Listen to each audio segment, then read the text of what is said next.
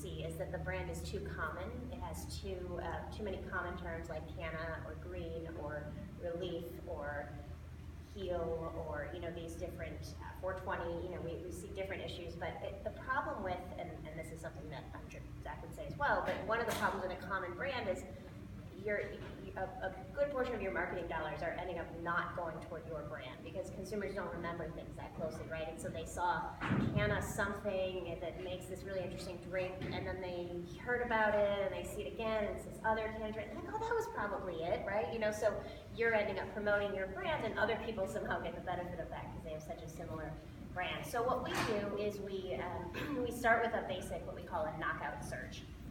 And it's kind of something that in some cases you can do on your own. If you do a search for the brand that you've chosen and you find there's already another cannabis company using that brand in a very similar space, you can probably assume that that's not a good choice for you. If the domain is already taken by a company who's doing something similar, that can also be a strong indication that the brand isn't a good choice. But just because the domain is available doesn't mean you're not going to run into other problems. So we will do some searching both to see what trademarks are already registered at the state and federal level to companies, but then we'll also just do kind of a Google search. And there what we're looking for is, is someone else doing what you're doing in cannabis. If you're selling extracts, obviously you don't want the same brand as someone else doing cannabis extracts, but you probably don't want the same brand as someone doing an edible either, right? Because you could definitely see how consumer confusion could arise. And you may not want the same brand as someone who does essential oils, non-cannabis, but has a pretty robust, let's say, online retail store in that industry. It's not cannabis, but you can see, especially as regulations evolve, how those products might eventually end up being confused and marketed to some of the same consumers. We also look for major mainstream brands who might be upset, but we have fewer and fewer clients who are trying to play on, like we're not seeing, pot tarts and things like that anymore. The industry is definitely growing up, but it's not the outright, copying and infringing that's a problem, but it's this sort of, a choice of a brand that might not cause confusion was Asana. We were talking about at one point. Like Asana, is primarily known because it's a software organizing platform. Like that's not really going to cause confusion. That's pretty different. Consumers aren't likely to get them confused. But a company might, like Asana, might kind of be watching different industries that they don't want to be associated with and say, hey, your cannabis product, and if they come after you and they're a big company, whether they have a legal basis or not, you might go, you know what, never mind, I don't want to do that. So that's kind of what we're doing in that initial dialogue with Zach and folks in that space to make sure, okay, before you invest too much, let's see what's out there. That does. So what happens when we say to somebody, you need to change your trademark or your brand name, but you've already invested a bunch of time and money into developing a whole ethos around it. Maybe you've even gone so far as to plug stuff into the sides of the packaging, and now all of a sudden that 4-letter word no longer works. Well, we've experienced it firsthand. For us, as we've gotten deeper into this, we've realized how much care we need to put into this kind of forethought process before things have really changed, and they're going to continue to change and become more and more crowded. This is clearly a crowded industry and getting busier all the time. And if let's say you even have a relatively unique brand, who's to say that that doesn't exist in Washington or Oregon or one of the other states, and all of a sudden when things go federally, you're going to have two products of exactly the same name that all of a sudden have a legal conflict that's going to turn into a battle. So to find something that's particularly unique it becomes harder and harder to do, especially with all the really general terms like canna and what have you already being pretty well locked down by some of the bigger products and companies out there. Another one that's really coming up in regards to this is appellations. So the word emerald is, they haven't set up appellations, they're talking about it, it's part of the discussion that's happening on the policy side of things, but at some point it's probably going to be the case that you can't use the word emerald unless your business is located within Sonoma or Mendocino, Trinity, or Humboldt counties. And one of our biggest clients, who I'll leave unnamed, but you probably might know who they are, we were working on Emerald Edibles, and we had gone through very deep into the process where we had packaging being sent back from their manufacturers in China. Sorry. And and they, I mean, we had beautiful prototypes, foil stamps. We have the sample sitting on our shelves of this product that was absolutely on the verge of going to market on a huge level, and the company's based here in Sonoma County.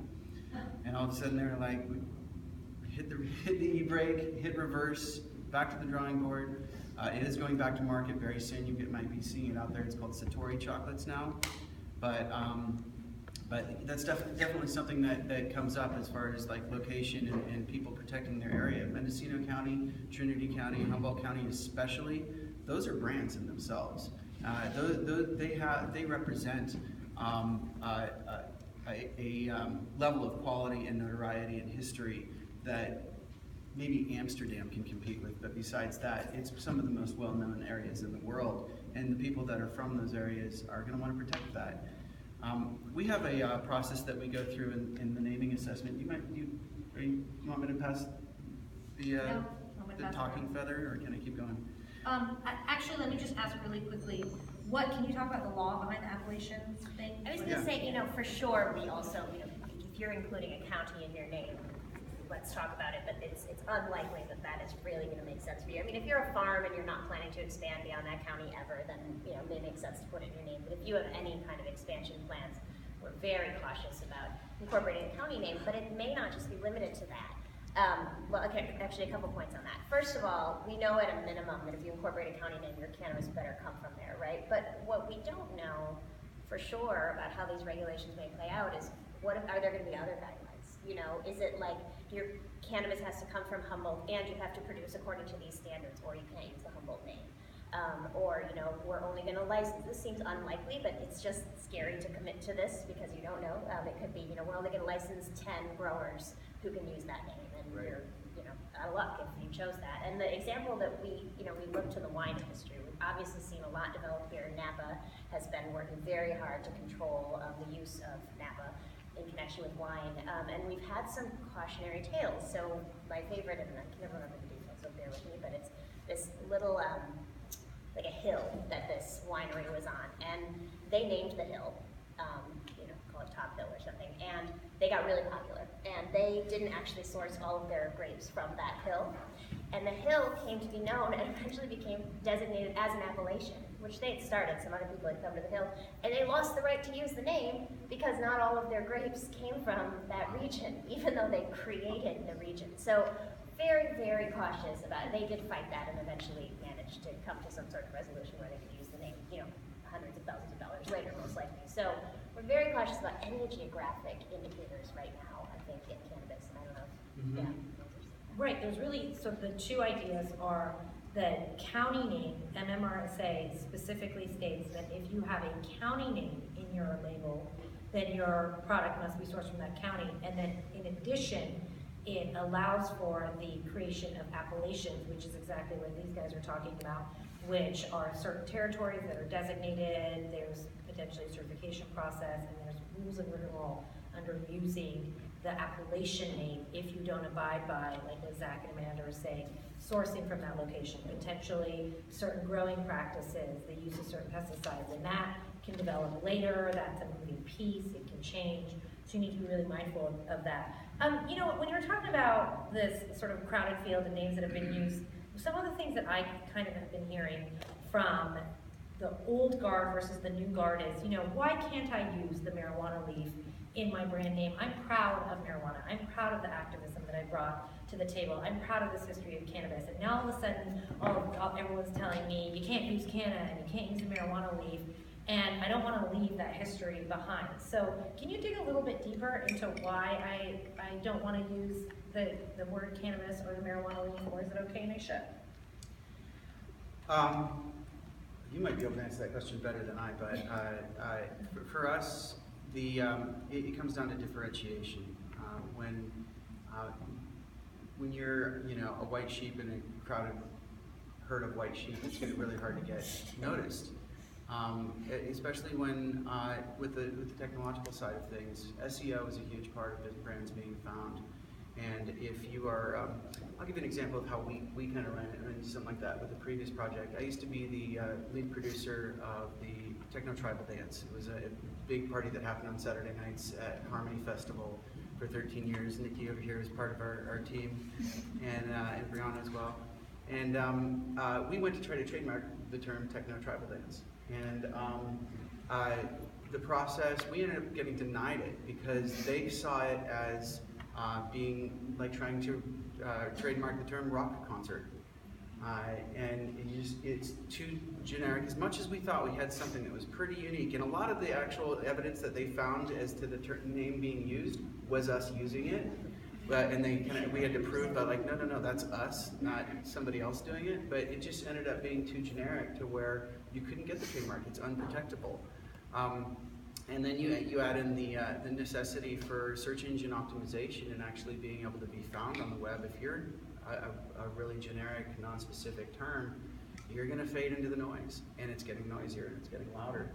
And as much as we do love cannabis, and I haven't heard too much about people not being able to put a pot leaf in their design, but as far as using the terms cannabis or marijuana or green or a lot of the really generic terms out there, there's different types of terms. I have kind of a list here that it's something good to consider when you're thinking about naming your company.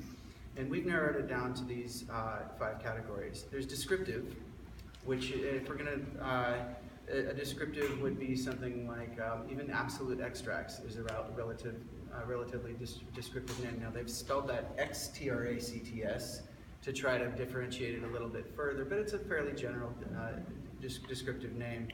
There's invented, words like Google, even though that actually is a word, but Aya, there's folks here from Aya, there's an invented word there. Probably it could be a translation. There's experiential, and so I was actually doing this in, I created examples using search engines. So descriptive, answers.com is a descriptive term. Invented, used Google. Experiential, ask me now. Evocative,